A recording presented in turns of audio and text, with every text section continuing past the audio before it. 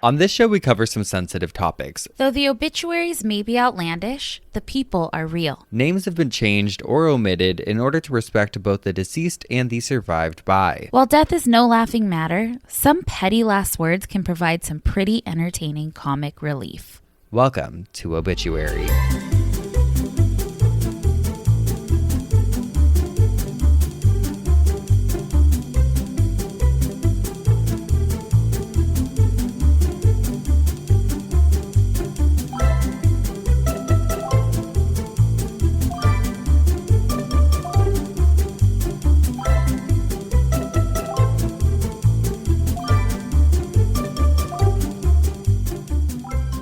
Welcome back to Obituary. I'm Spencer Henry. And I'm Madison Reyes. And this is our third time recording this intro because we don't know what day We don't know what day it is. We keep hearing echoes. Yeah, there was like weird things going on. You know what they say. Showbiz. They say there's no business like show business. More listeners. Speaking of more listeners, more problems. Oh, we do have more listeners. You guys, I don't know what happened, but I do know what happened. We titled one of our YouTube videos, "Can you get an STD from a corpse?" And for some reason, that's what did it for the people. And so we've gotten an influx of new listeners, not only on YouTube, but also the podcast. To them, we say welcome. Sickos. Welcome, you little freaks. I love that there are sick people out there just like us. Oh, 100%. But you just said show business, Madison. And we need to talk about this show business thing happening. Sorry to just get straight to business like this, but we're just professional. Oh, and we know what we're doing. But I wanted to talk, the Kessler twins. Did you see this? No. Who are they? They are an entertainment duo, according to CNN. But it's these twin sisters who were 89 years old. And recently, they died by assisted suicide. Oh my God. Together. Oh. And I hope we live very long lives, but it's also a dream to... If you and I could just go out together, we talk about it all the time. Like, we hope when we go, it's just together. And could you imagine us laying there about to take that drink, looking at each other? Laughing, going, girl, here we fucking go again. Into the next one. Into the next one. I was actually looking into their story because I thought it was just, it's created a lot of buzz in the media lately. And I think it's because the topic of assisted suicide or, any doctor assisted suicide always raises a lot of eyebrows. And you and I have talked about this to death. But we are all for it in the majority of circumstances. Yeah. But these women had lived just incredible lives. Alice and Ellen Kessler. They were these twins from Germany originally who rose to fame in the 1950s and started doing like different variety shows and whatnot. Love. They were just like total glamour puss vibes, like fur coats out there, little blonde bobs. And I just love them. I think it's cool that so many people are talking about this because it's really opening up the conversation, especially around physician-assisted suicide. So there's an article I wanted to share from CNN. Please, I want to know if there was an illness, So it says, quote, Alice and Ellen Kessler, the German twins who rose to fame in the 1950s, have died at the age of 89 by joint-assisted suicide, advocacy organization, the German Society for Humane Dying said on Tuesday.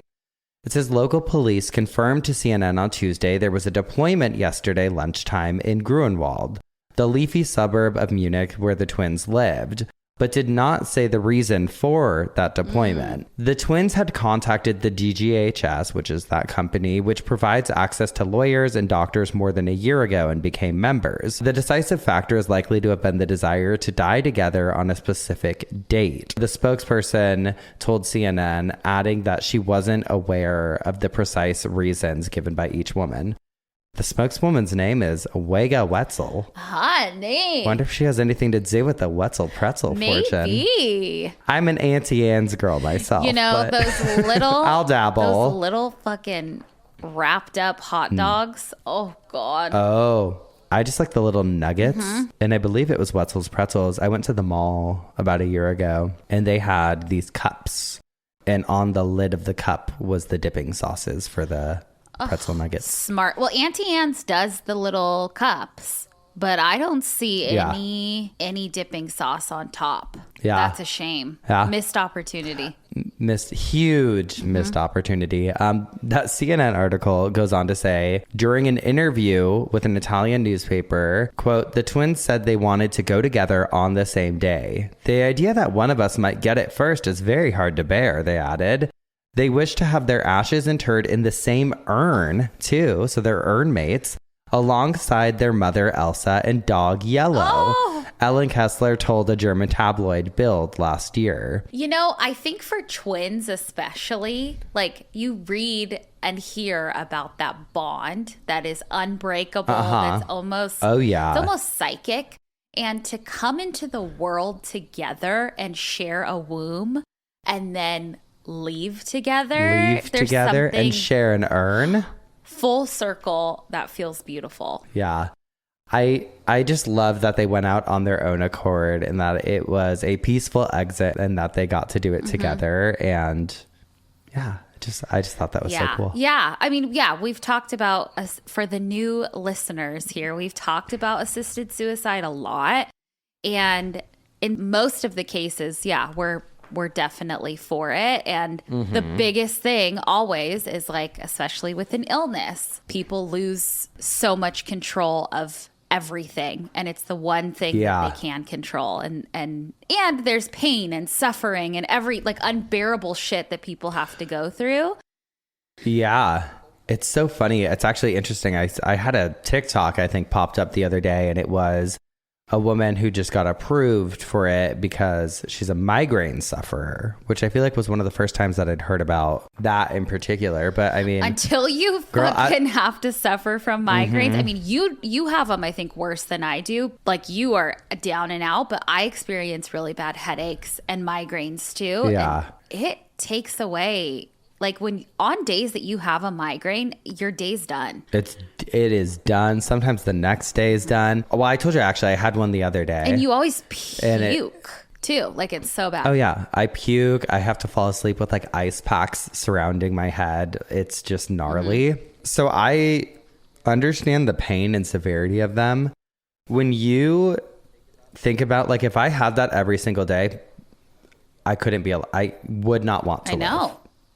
And like people in the comments were like, no, this is so wrong. And like, there's, plenty of people have dismissive shit to say. But I'm like, if you woke up in excruciating pain where you felt like your head was going to fucking explode and all you want to do is do some at-home trepanation on yourself, you would probably change your mind. I mean, in that case, I'd probably resort to something like that. Like, okay, let's try everything. And if not, I think that's what the user, I should have saved the video, but I think that's kind of what her point was. She's like, it gave me so much relief just knowing that this is an option that I have now if nothing else works. Just drink more water.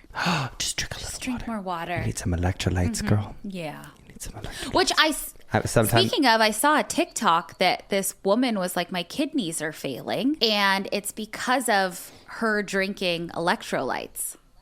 Like too many electrolytes. I know. You got to be careful. There's one brand that I like from Sprouts because I'm not going to drag them on the podcast. I used to be a different consumer of like more of a mainstream electrolytes.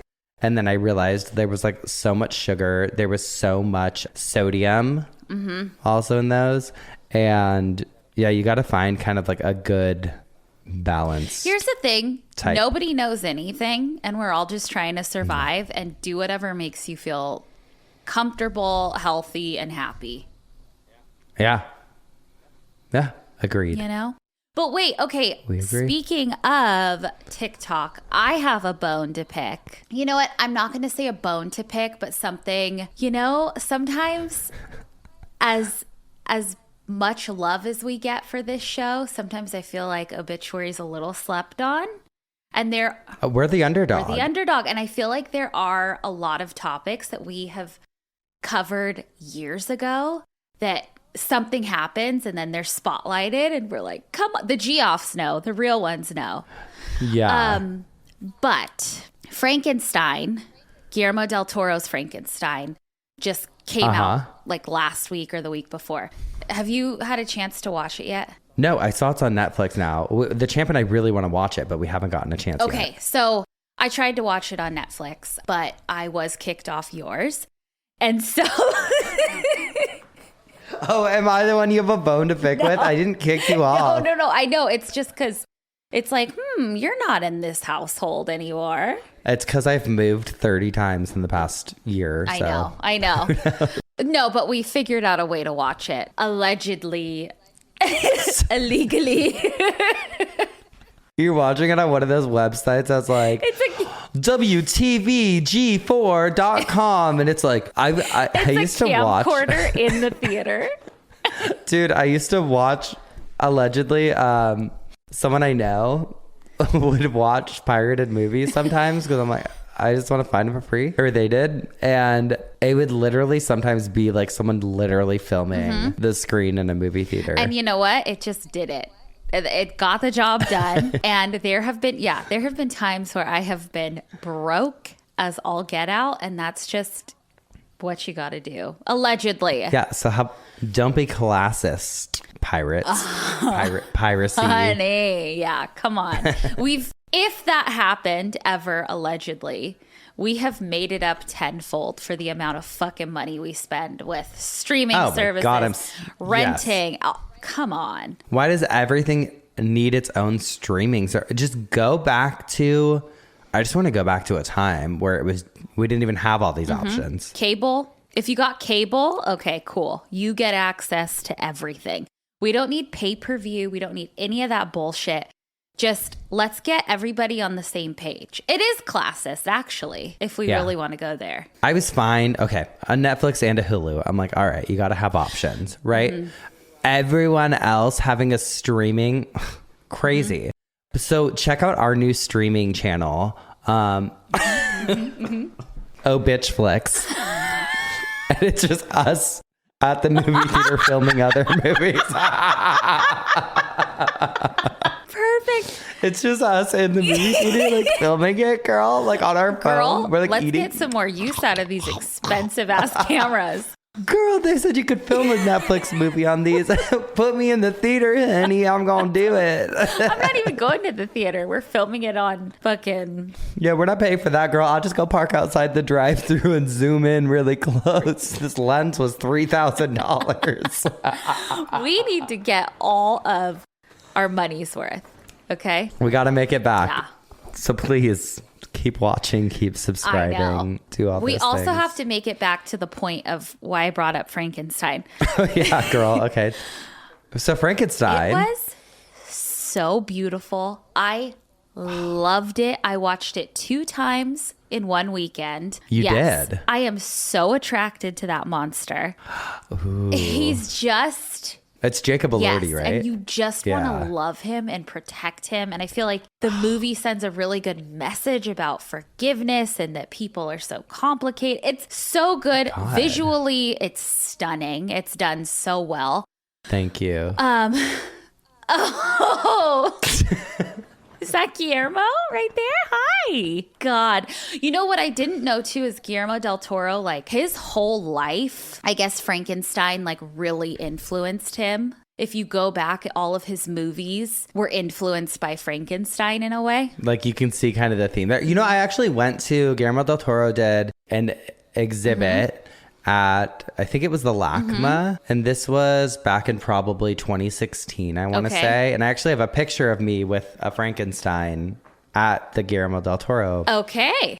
Well, there you go. Yes. If I find it, we can put it in the video. Yes, please do. I would love to see that. And then I was like looking up, I'm like, there has to be the part 2. There has to be a Bride of Frankenstein. Like there has to be, but I think he's like, no, it could change at any moment, but like, this was like my life's work. Like and no CGI, no AI. Well, No, he's or maybe there's CGI, but I think he said specifically he wouldn't use AI. Oh, okay, yeah. I mean, there has to be some CGI.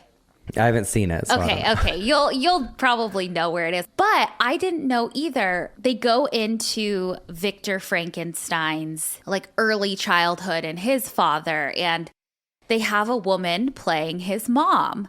Well, I didn't know this, but it's Mia Goth in prosthetics who also plays somebody later on. Okay. Who's a big role later on. Let me guess, is it the Bride of Frankenstein? Well, I don't want to spoil anything, but I didn't know. But this brings me to what I keep seeing popping up all over TikTok is the casket that when his mom died, she was carried in this beautiful iron casket. And right away, when we were watching it, I'm like, that's a Fisk casket because it's so beautiful. Yeah. And now everybody's talking about it. And I went back, I believe it was episode 99 or something. Not even triple digits, okay? Early days. We talked about the iron Fisk casket. Were those the ones with like there's like a cutout, like a bubble cutout almost where you can see their face? Yes, exactly. Yeah.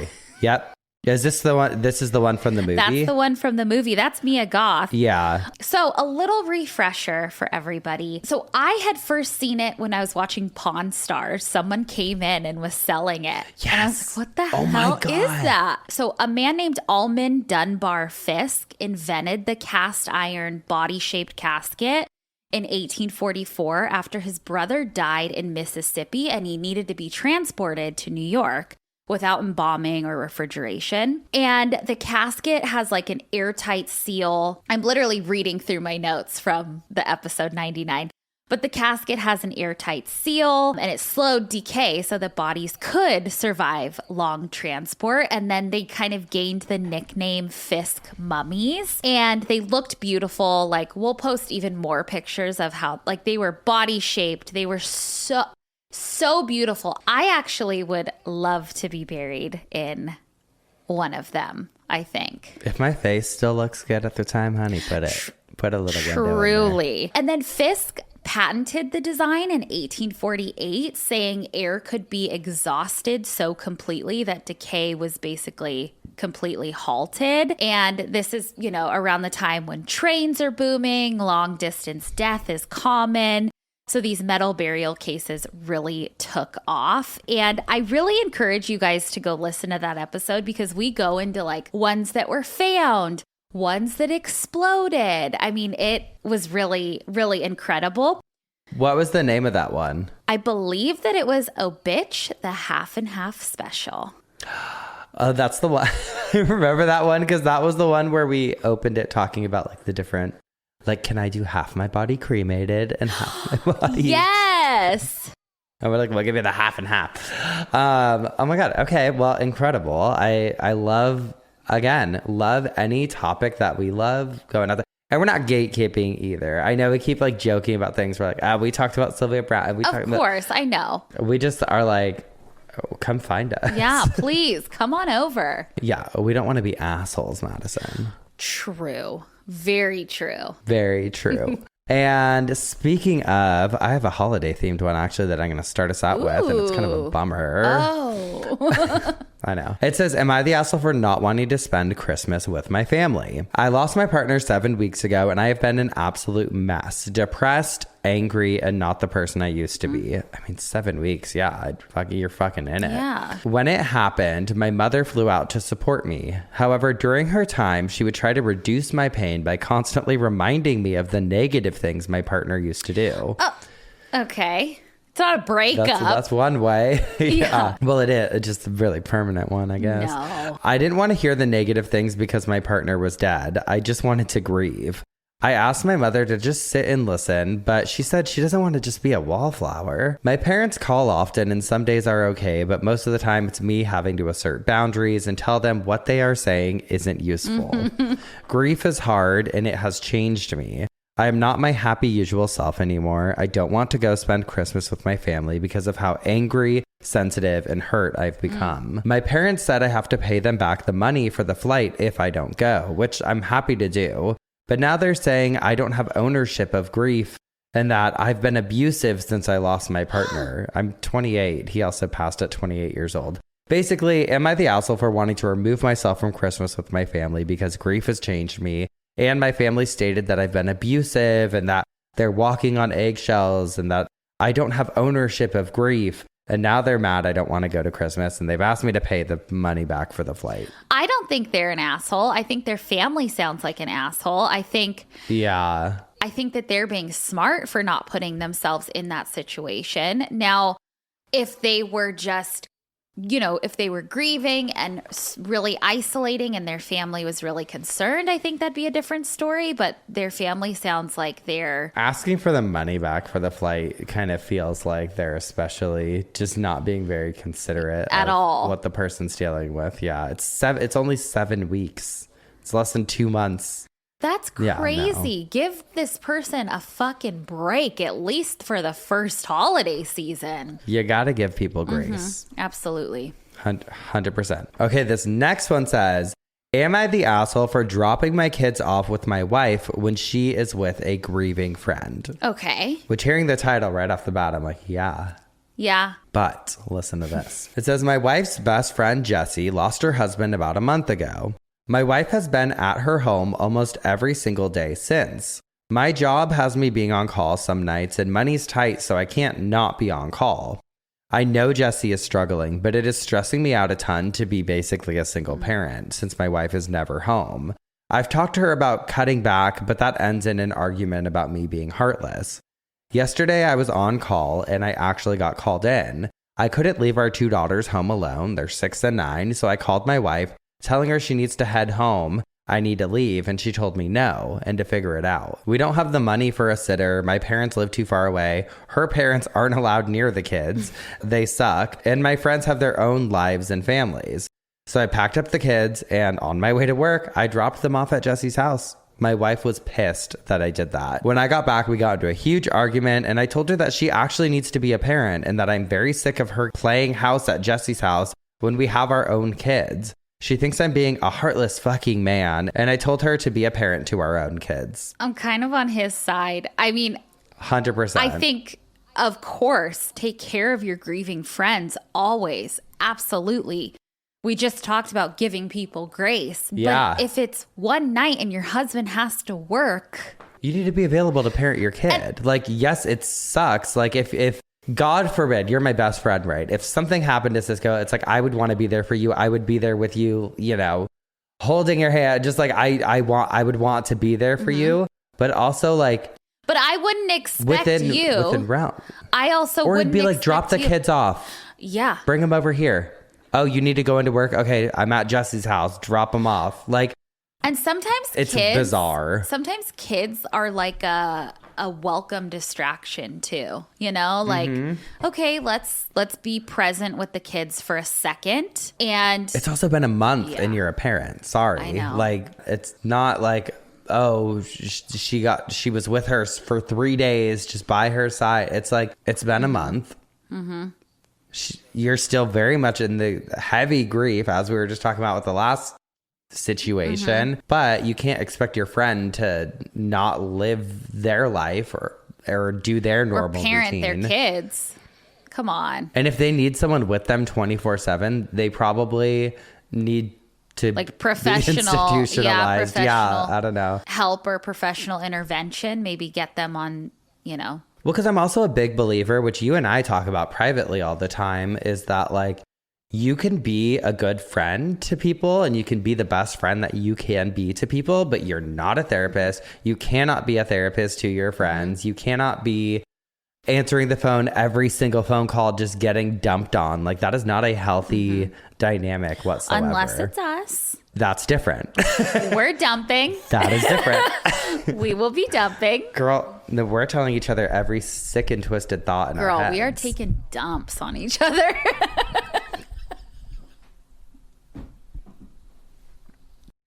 No wonder no one listens to it. Oh, gee, why didn't they hear episode 99? I don't know, because they're fucking filthy freaks. Animals. Nasty pigs. God. Yeah, I know. Well, speaking of nasty pigs, you have a side bitch. Don't you? I do, you bitch. Listen, Piggy. Shut up. Quiet, Piggy. What was that? What did he say to her? Said, quiet, Piggy. Quiet, Piggy. Quiet, Piggy. And then everyone's comparing his eyeballs to a pig's eyeball, and it is Oh my God, I saw that.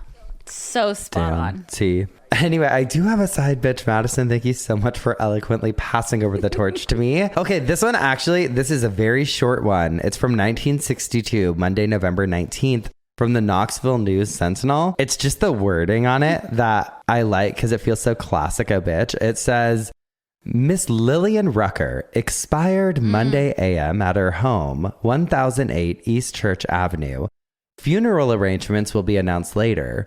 The remains were removed to Jarnigan and Son Monday. Oh, I love that. I like that term. Like the remains were removed. I'm like, she expired. Okay. Yeah. Not like her not like her remains, or like sometimes, like a lot of times it'll be like so-and-so funeral home will be handling the service. It's like, nope. Honey, they took our remains. The remains of it. You know what? In mine, I wanted to say, instead of the remains, I wanted to say what remains.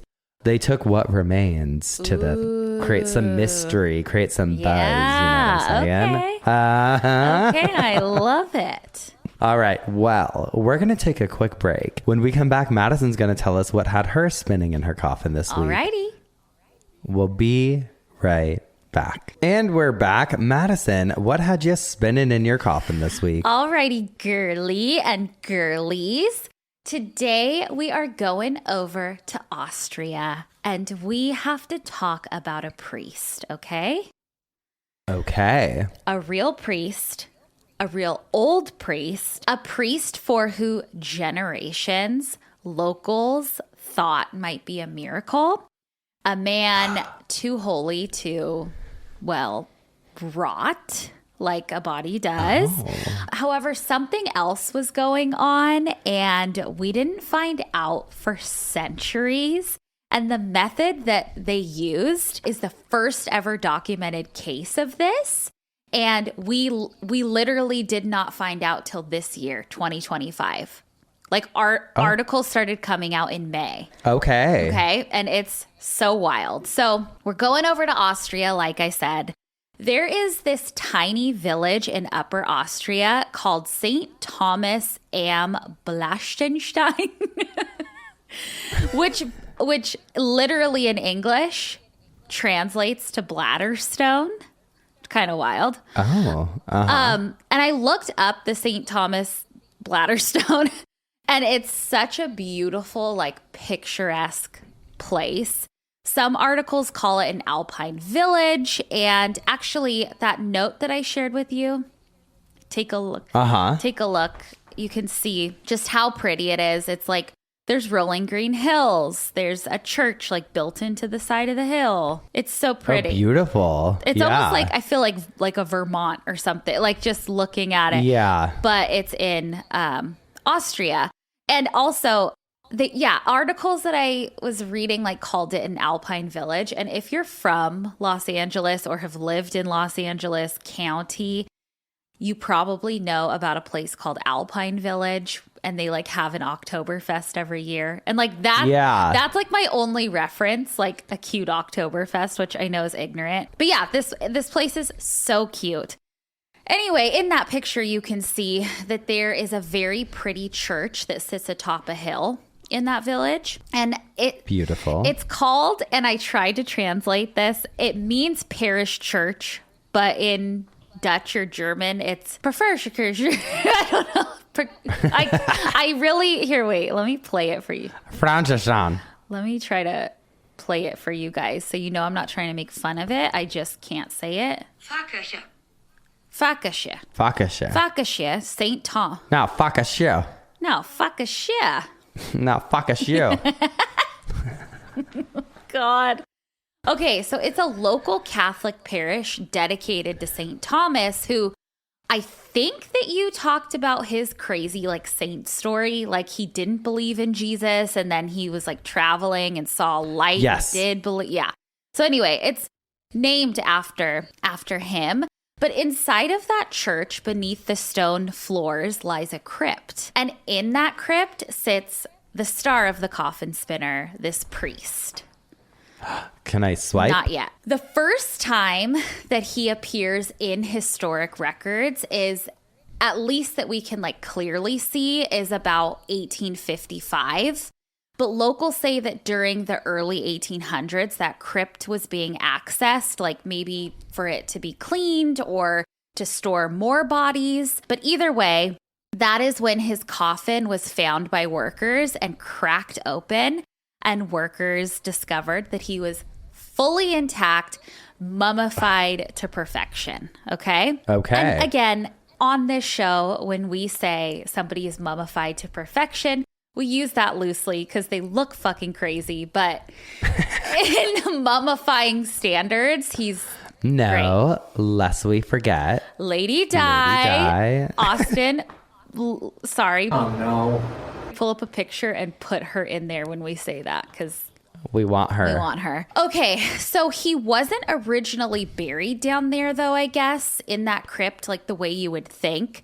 He died in 1746, and church records show that he was buried the very next day, which felt unusual, especially for a priest. I guess that they could be laid out for a few days and have extended rites, but this was like a really fast burial, which points to that he probably had some infectious disease that was possibly, contagious. And that goes back. We always reference the miasma theory. Everyone was afraid of something spreading through the air. Miasma. However, there's no evidence of him being buried in the ground ever, like as far as I can find. And scientists did confirm later that he probably never even touched the earth or was in the earth, just most likely just down in that crypt. Got it. So he was sealed away when he died in the 1700s and not accessed till the early 1800s. Okay, so when people discovered him and how beautiful his mummified body looked, everybody was fucking gagged, okay? You can swipe and see his coffin. Oh, that just looks like a 90s cabinet. Like I could picture one of those big blocky TVs on. Oh, yeah. Yeah. But you can see like it's clearly a crypt and there's like little holy statues. I see his little arms. Okay, don't swipe yet. Please don't swipe yet. I see him in the coffin. I see him. Yeah, okay. He's laying like this. Girl, you're going to get close-ups, okay? He was treated like a holy relic in that village, and visitors came from all over and sick people came from all over. I guess everyone thought that he could cure epilepsy, like if you came to visit him. It was a whole... Okay, that was his type of saintiness. Yeah, but he wasn't a saint. He was, just a priest. He's just a girl. He's just a girl, okay? But the crypt is still open to this day. So you can go see it. And I read that you can view him. And I would love to go view him, especially after what I know about him, which we will all know. But his nickname is... and I'm going to butcher this, Lufsletcher Farer. I'm probably so butchering that. But that literally translates to air-smoked priest. And I've also heard air-dried chaplain among a few. And this is because he is perfectly mummified, leathered down the house boots mama. Okay? He is... Leather daddy. Go ahead and swipe and see the picture I provided. You've heard of leather daddy. Now get ready for air fried. He looks like a Slim Jim. Okay. Okay, James. He looks like that. Okay, James, what was that? Put a picture of that. He was in the audience at Wendy Williams. He was on Wendy Williams. This is our Gossip's Bridal tie-in here. No, you guys, you need to see it. I hope you're watching this one on Please. YouTube. It's we need to do a side by side where we have him and then we have the guy from the Wendy Williams show. That's fully him. That's fully our priest. Oh my God. Damn. I love He looks Okay, low-key cute. Okay, he's so cute. For a corpse. For being, 300 years old, his upper body is still pretty immaculate, but he has... Look at those chompers. He's got those he's got those Walton Goggins. Girl, I showed a picture of him to our friend Leah yesterday, and she was gagged. She was like, his teeth, they're so good. What's his secret? It was later revealed that he definitely smoked a pipe, but his teeth looked great. His teeth were so white. He lost a lot of meat in the calf area and the foot area. I believe he is missing a foot. Never skip leg day. Never skip.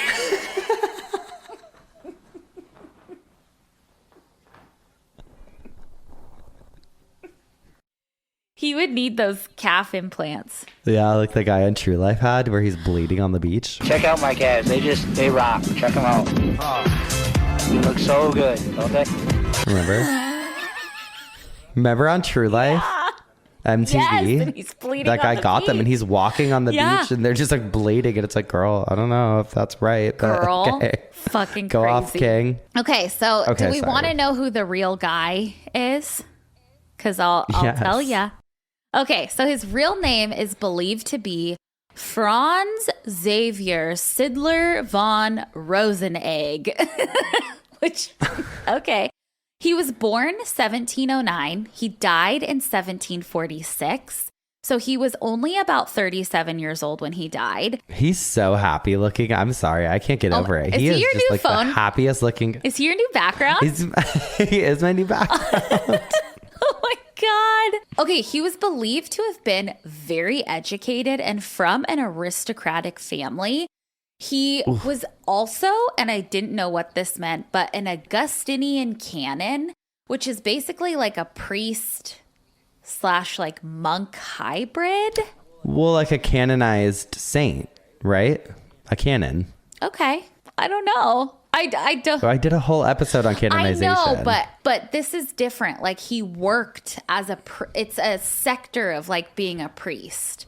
Yeah. By all accounts, he was fancy. He was educated. He lived a very comfortable life. And at the time of his death, he was temporarily serving in that St. Thomas village where the church is. He sure was.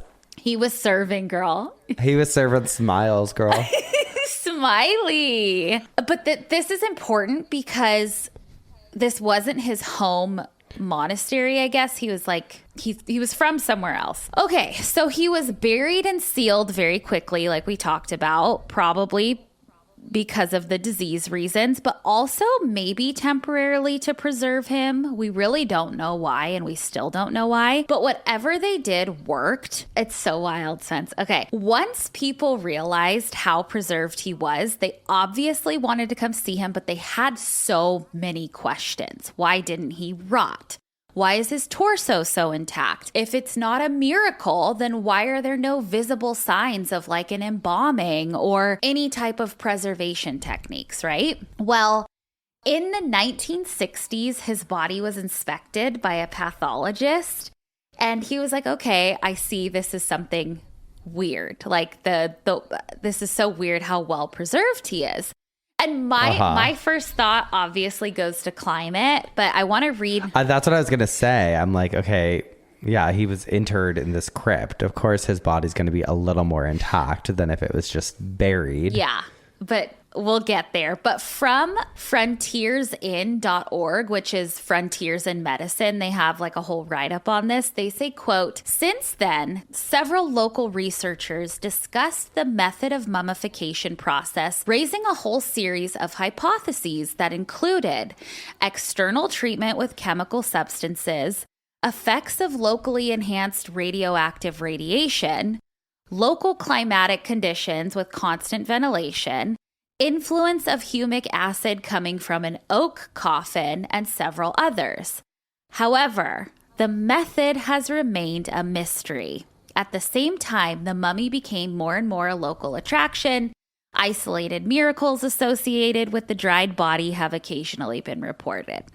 So in the 2000s, researchers and pharmacologists from the University of Vienna brought in a portable X-ray machine, among other things, and they started trying to figure this out. And they did see something weird, and I included the x-ray if you want to swipe. They found a little round object inside of his torso. And so everybody has been speculating, like, even harder. Like, oh, it's a poison capsule. He was absolutely fucking poisoned.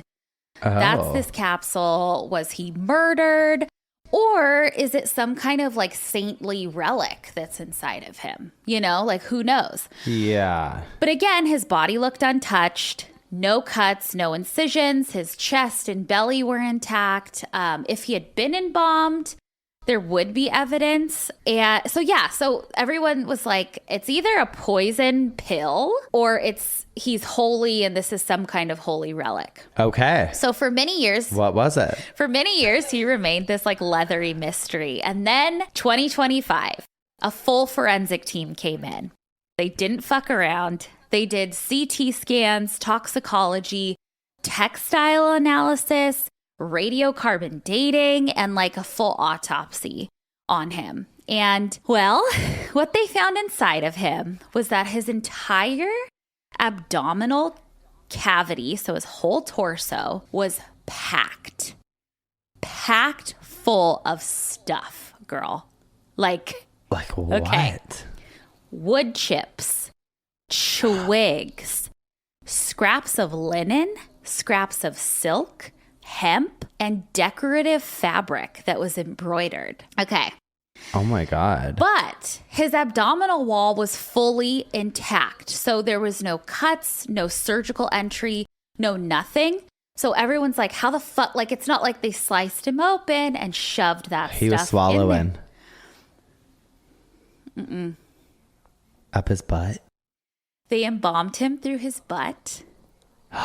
Imagine if they did that TikTok trend with him where it's like, what's in my butt? Well, Nothing. fully. What's in your butt? He's like, everything, man. With the twigs. Twigs.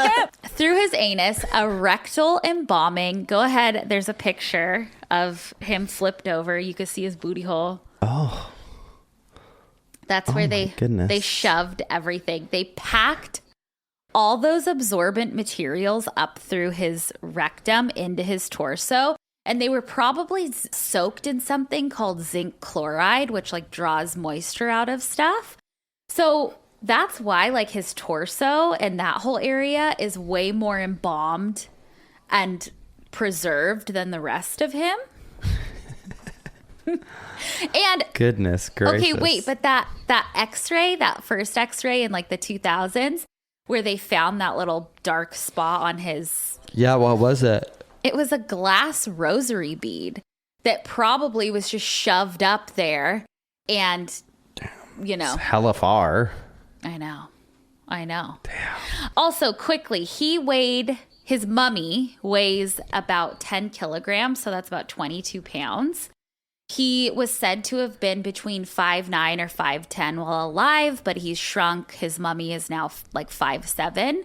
He clearly smoked, although his teeth are white, but he had no cavities. His diet was very good. They could tell from like bone samples, I guess, that they didn't have fluoride in the water. Oh, Lord. He ate good, fresh food, local grains, meat, fish. And there were no signs of like manual labor in his life. I guess they could tell from his body. Like he lived a soft, cushy life. And his cause of death was chronic tuberculosis, where he probably had a pulmonary hemorrhage. So like he cough attack and died. Yeah. So the mystery is solved. It's not a miracle. It's not a murder. It's just a one of a kind booty embalming. A booty embalming. The first recorded in history for a human. And I have one more picture of him in his little box. Aw, hi guy. And he's holding a cross. He's very cute. He is. I like him. I'd love to go see him. Oh, me too. Mm-hmm. I want to take him out to dinner. Oh, I God. want to put him in a convertible. He's so happy looking. I know. Let his ass air out or something. Something, my God. Well, we're going to let ours air out just right now. Thank you for that, Madison. And when we come back, I'll tell you what had me spinning in my coffin this week. Alrighty. We'll be right back. And we're back. Spencer, what had you spinning in your coffin this week? All right, girly, Geoffs and cult babes. Ooh. This week's story might sound a little familiar for the longtime listeners, as we're discussing the story of a wild alleged prophetess named Miss Joanna Southcott. And it's kind of culty, but it's so perfectly obituary that I thought I would bring it back from the dead to tell a more in-depth version of her story on here. Resurrect her. We're resurrecting her, honey. Like 5 years ago, she was part of a list episode that I did on Cult Leader about doomsday disasters. Which also, I just saw someone comment, they're like, I never knew how to find Cult Leader because I thought it was spelled like Cult Leader. They're like, I've been listening to Obituary forever, but it's Liter. Yes. Just plug myself there real quick. But yeah, back in, I think 2020-ish, I did a Doomsday episode and she was like part of a short story on there. But I was recently doing some research for Obituary and it led me to finding out some new info about her. And I was like, God, this story, it needs the spotlight right now. Okay. So Joanna was born in 1750 in Devonshire, and her father operated a small farm in the village of Gittisham, which eventually led her to her first job, which was working in dairy. And after losing her mother at a very young age, Joanna then set out into the working world. First working as a shop girl, and then she went to work for a family at their home in Exeter as a servant. And she ended up being employed by this family for a couple of years, but ended up either leaving or being forced out of her job. It depends on who you ask. When she declined the, quote, unwanted advances of a fellow servant. This guy was a footman, not like a Quentin Tarantino footman, but like the butler type of footman. That's what they were called. They were called footmen? Yeah. And some say that I guess he was like hitting on her relentlessly and she basically was like, go fuck yourself. And then he went around and started telling the rest of the employees there and the family, like, she's fucking crazy. Like she's... What a bitch. She is insane. She's out of her mind. Like, how could she not love me? Yeah, 1700s gaslighting. So now she goes on a little bit of like an eat, pray, love moment. She's like, girls, I can't believe it. I have to start over. All because the footman wanted me and I didn't want him back. And so instead of going off on some voyage, she does more of like an inward journey, and she starts to focus on her relationship with God. Oh. And Joanna finds herself getting super involved with the Church of England. And this lasted until she was around 42 years old. And then like she's just spending pretty much devoting her entire life to the church. What happened at 42? Well, in 1792, she leaves the Church of England and joins the Wesleyans. And this is where the story really starts. Okay. So she joins the Wesleyan Church, and after she does, Joanna starts having these crazy visions where basically she becomes like a self-proclaimed prophet. She starts referring to herself as the woman of the apocalypse. So was the footman right? And I was thinking about that because I'm like, nowadays we see anyone says whatever they want, especially online, right? Like on TikTok and shit. I feel like someone could post a video of themselves being like, I'm the prophet of the Armageddon or whatever. And people would just be like, yeah.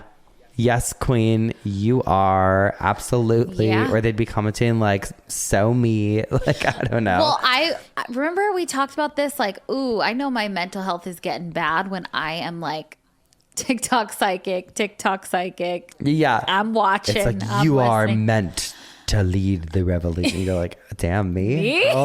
Girl. Like, if you see this on Thursday, December 11th, like, it means that you are the woman of the apocalypse. Like, what? Okay. My narcissism? could never. Yeah. Oh, it's very narcissistic. I guess she had I don't know. I wish like there were cameras back then. I wish we had like digital footprints for these people, but I know we don't. But anyway, she had come to the conclusion after reading about it in a passage, and I found the passage, and basically it talks about a woman who becomes pregnant and then is giving birth to a male, and then there's these dragons that threaten to devour the child. Not dragons. I don't know. It's a whole mess. But it really stuck with her, and she's like, I identify with this. This works for me. This is who I am now. And it's giving narcissist a little bit. Like to read something like that and say, wow, I think this is me. I see myself in this story. We know some people that Oh, 100%. 100%, girl. And they'll be posting quotes in front of the dragon. You know, like I am the mother of dragons. Actually, I am. I have a dragon. True. Wait a Okay. minute. Not you being the woman of the apocalypse. Oh. So anyway, she sees this, it resonates with her. She's now claiming that she's the woman of the apocalypse, and she starts telling other people in the village about her visions. And apparently the rumor is that she only spoke in the form of rhymes when she would like tell people about her prophecies. Wait, I feel like she walked so that Lori Vallow could fucking run. She walked so that Nicki Minaj could run. She's what I would call the first female rapper, is what I would call her. She's going around just spitting rhymes in her prophecies. Not a female rapper. Dropping bars. Damn. Yes, she was. Okay, all right. Yes, she was. Yeah, put some respect on Joanna's. We would have listened. name. We would have been eating it up. We would have been. Yeah, wait. Well, actually, her last name was Southcott, and her followers were called the Southcottians. We would have been like, Southcottians, rise up. 2 fingers. Southcottians, put your paws up. Ooh. Put your dragon. Southcottians, do your dragon. And Nicki Minaj, I'm starting to feel like a dungeon dragon. Mm-hmm. I think Nicki Minaj stole the career. I think she stole her career from Joanna Southcott. That's all I'm saying. Maybe she's reincarnated. Maybe. Okay, anyway. So she's going around, she's telling everyone all her prophetic visions, right? And how she's the woman of the apocalypse and like the end times are coming. Mm-hmm. And because it's the 1700s, there is no fact checking, right? You can say whatever you want in those days and everyone's like, wow, that's so crazy. But we are going to believe it. I wish. And they fully start to buy into it. And suddenly she is just the name on everyone's lips in that village. They're all talking about Joanna Southcott. And she actually gets invited to London, where she starts selling seals of the Lord, which people could buy to guarantee a ticket to heaven. God damn it. We would have been so fucking rich back then. Girl, generational wealth. And like if they bought one of these seals, they would be one of 144,000 chosen people. And so they were lining up, people from all walks of life, but even like London's high society, people were there just like, tell us everything. So I'll take 7 of the seals. You know, we're taking my whole family. They just loved it. And all of these people are just buying into her bullshit, which is so crazy because this is all because she read something. She read a passage in a book and said, yes, that is me. Mm-hmm. That is me. Good for her. She spent the next 20 years preaching her prophetic visions, talking all about her mission here on Earth and how the end times were coming. And it's estimated that she had over 100,000 followers throughout this portion of her life, which I'm like, don't get too comfortable, girl, because I once also had 100,000 followers. They come and they go. Okay. They'll leave you eventually once you start posting chaotically. Anyway, in 1814, things get wild when Joanna, who is now 64 years old, announces to her followers that she is pregnant. Okay. Yes, girl, we love it. And not only is she pregnant by the Holy Spirit. God love her. Okay, Can he I loved get a her. Hallelujah. That's our gal. Coming for Mary. Is that the? Yeah. Okay. That's the gag. She is our woman of the apocalypse. And now she's 64. She's pregnant. TLC would have given her a show back in the day. And we would have watched. And we would have watched it and we would have loved it. She declared that she would be giving birth to the Messiah, obviously, whom she called Shiloh. Okay. On October 19th of that year. She's like, it's coming. It is coming.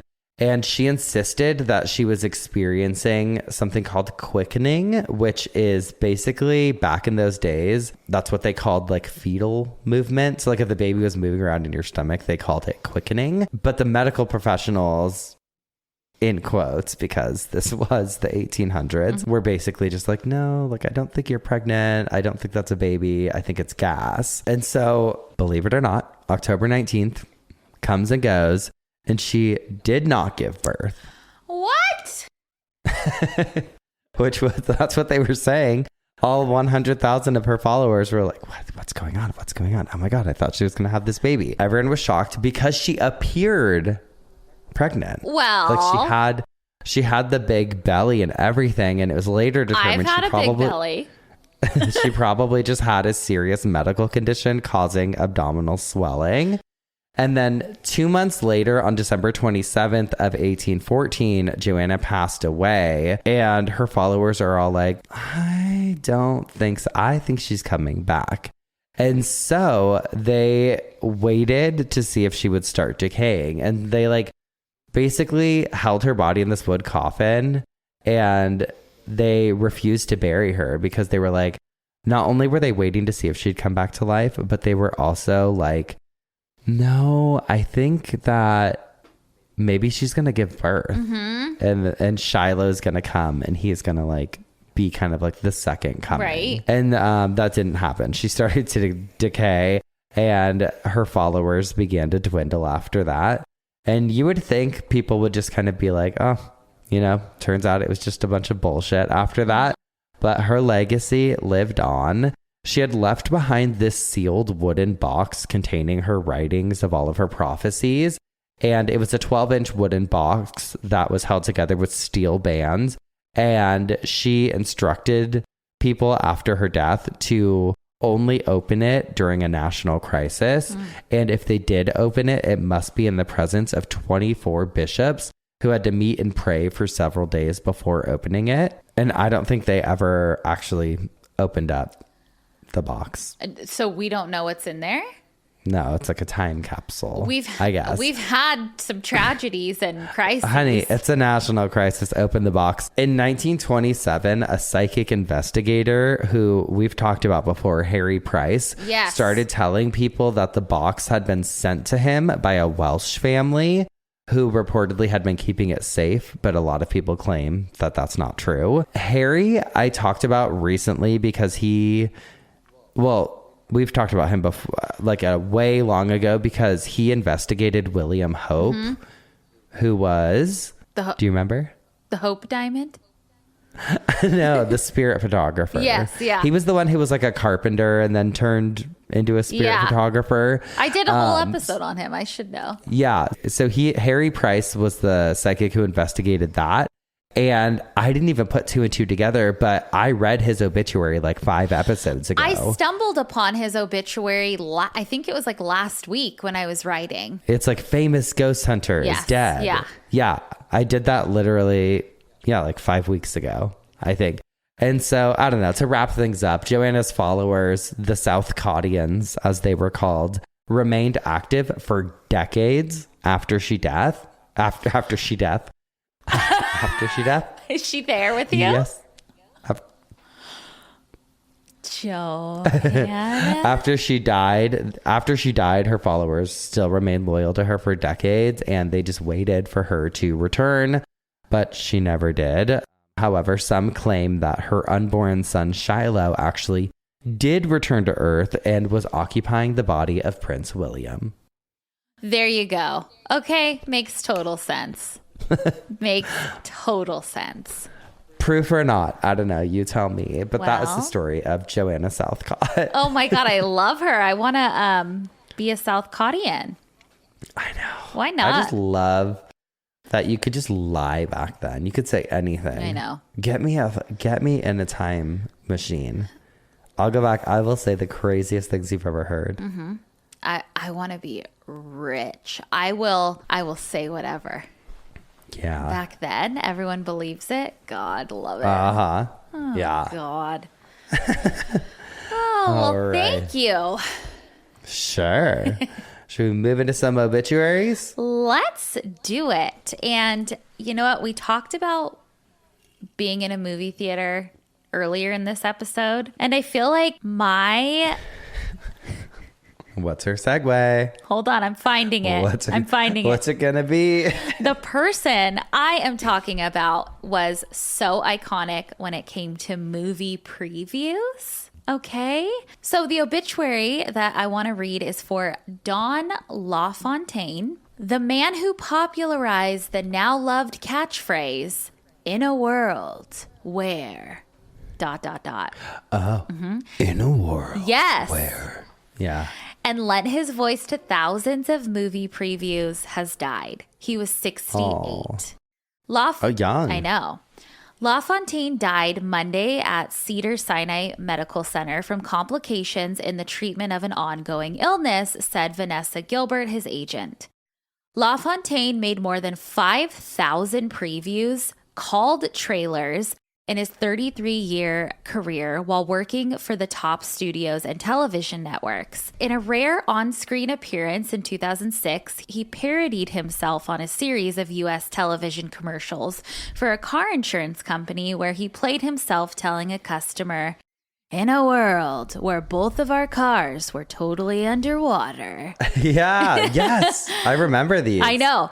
In an interview last year, LaFontaine explained the strategy behind the phrase. Quote, "We have to very rapidly establish the world we are transporting them to," he said of his viewers. "That's very easily done by saying, in a world where violence rules, in a world where men are slaves and women are conquerors. You very rapidly set the scene." LaFontaine insisted he never cared that no one knew his name or his face, though everyone knew his voice. LaFontaine went on to work in the promo industry in the early 1960s. As an audio engineer, he produced radio spots for movies with producer Floyd Peterson. When an announcer didn't show up for a recording session in 1965, LaFontaine voiced his first narration, a promo for the film Gunfighters of Casa Grande. The client, Metro-Goldwyn-Mayer, liked his performance. LaFontaine remained active until recently, averaging 7 to 10 voiceover sessions a day. He worked from a home studio his wife nicknamed The Hole, where his fax machine delivered scripts. LaFontaine is survived by his wife, the singer and actress Nita Whitaker, and 3 daughters. And that was from... I know those commercials, so I know it had to have been... Well, those movies. So I listed some of the most popular previews because I feel like that just takes me back to the 90s and early 2000s. Mm-hmm. Those like previews. They would even do in the early 2000s, like not just him, but like... I get so nostalgic when you hear the like, he was a up and coming guy from da-da-da.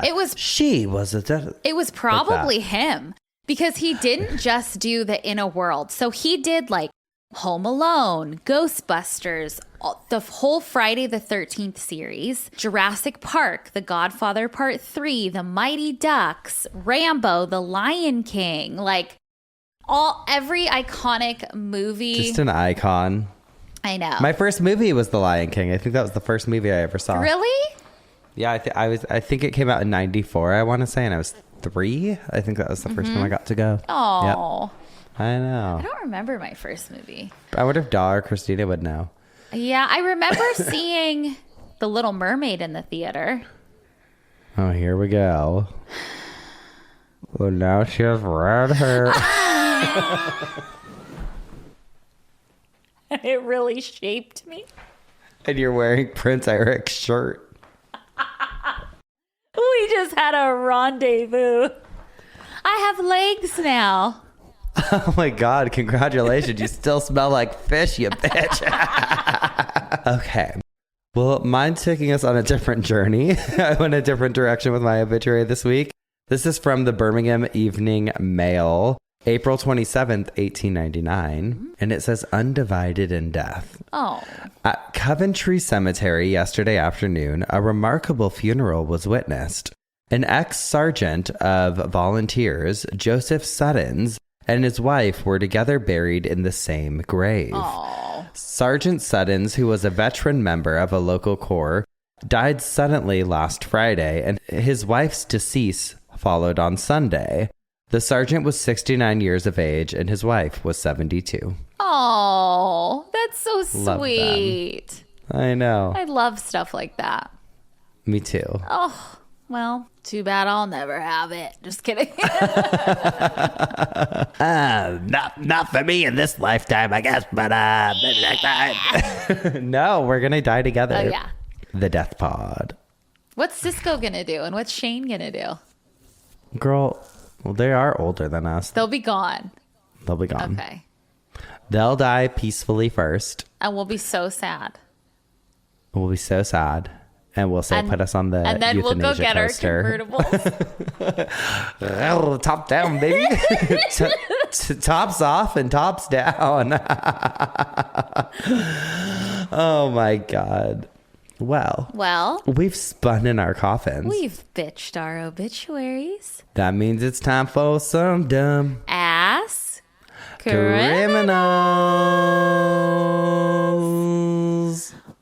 Who you got? Well, Geoffs, grave robbing is still a big thing happening. Okay? Okay.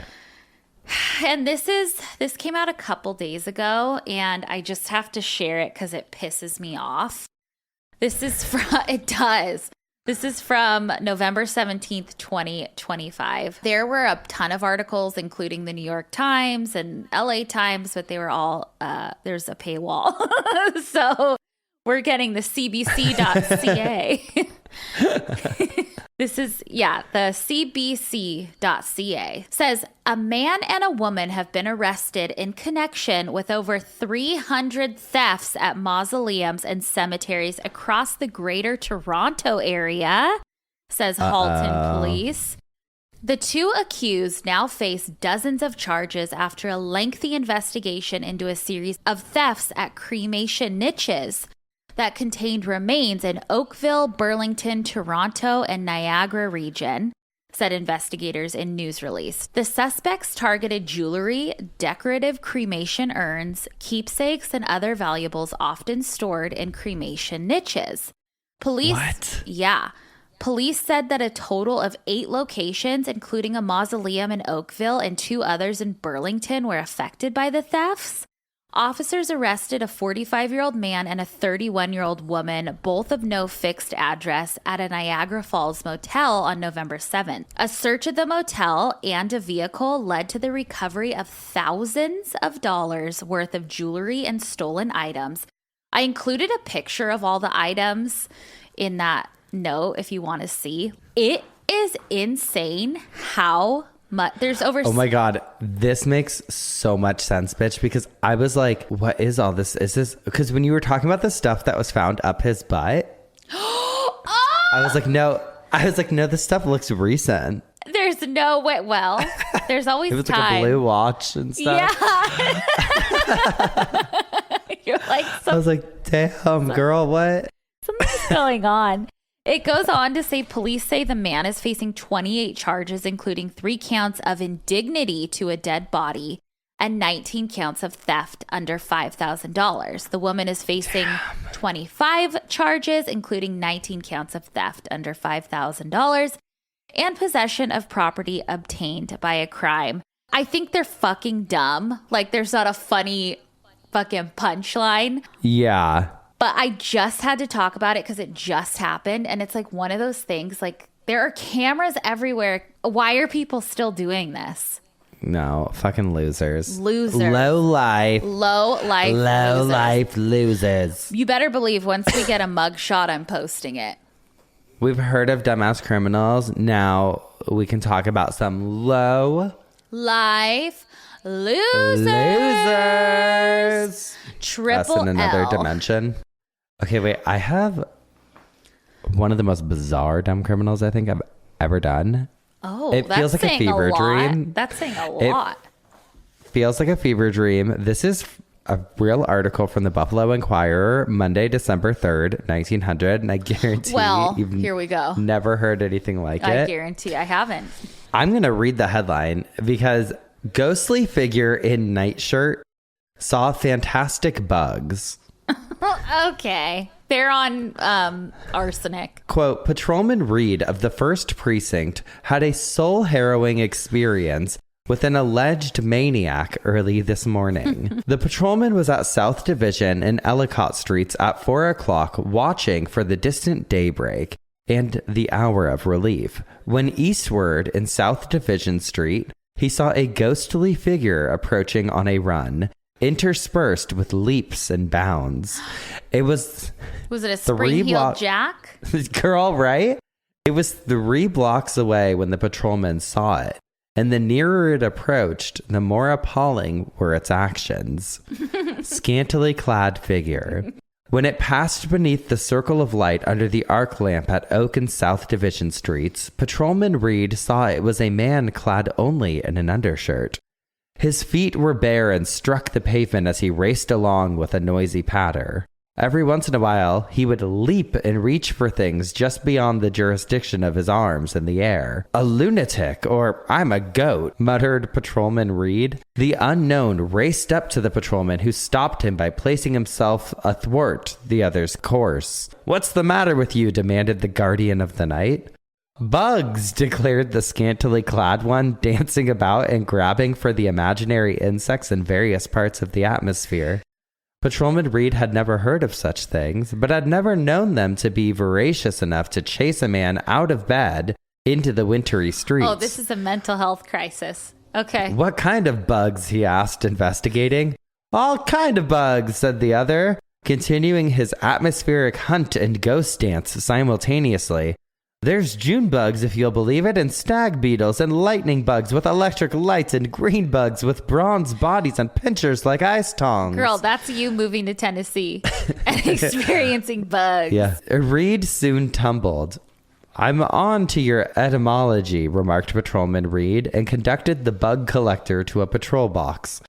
What you want is a bug house, and if Dr. Fowler doesn't send you to one, I'll have another guess. He'll be examined concerning his sanity by Dr. Fowler. Okay, so a man was running down the street with just an undershirt on. Yeah. Screaming about bugs. Jumping. And trying to grab imaginary bugs. But the officer was actually nice and helping him and saying, what you need is a bug house. Yeah. I love that. I think that's sweet. Well, I also think he was kind of using bug house as a euphemism for like, we're sending you to the funny farm, kid. Okay. Got it. But girl, one thing about me is I don't want to go to the bug house. Keep me out of there. Well, we've been. To the bug house? Yep. Bunch of little bugs. Actually, when we were at the fair, we went to a bug house. Remember there was butterflies. Oh, yeah. And we were so jealous. There'd be like a little 5-year-old girl. The butterflies would land on her. And we're like trying to like get it to come to us instead. We were the only ones. We're like, okay, so they know how much shit we talk or something. They know that we're giving off energy that they don't want to settle on. We are being pick-me's with the butterflies. Truly. Yeah. Oh God. You know, we were looking at people like, okay, so what do they have that we don't? Yeah. What's her aura giving? Yeah. They're like, maybe because you guys smell like fried food and cigarettes. And alcohol for me. That was my birthday. I was drunk. It's spray paint because we bought graffitied hats that said Jeff and Geob. Yeah. Jeff and Geob. Oh, yeah. The Chronicles. Well, that I think is where we got to leave it for the week. We missed you guys after taking a little week off. I know. Hope you guys had a great holiday. And hopefully your aunt didn't call you the she-devil like mine did last year. Oh, her. Anyway, that's it for the week. We'll see you next week with some more coffin spinners. And obituaries. And dumb ass criminals.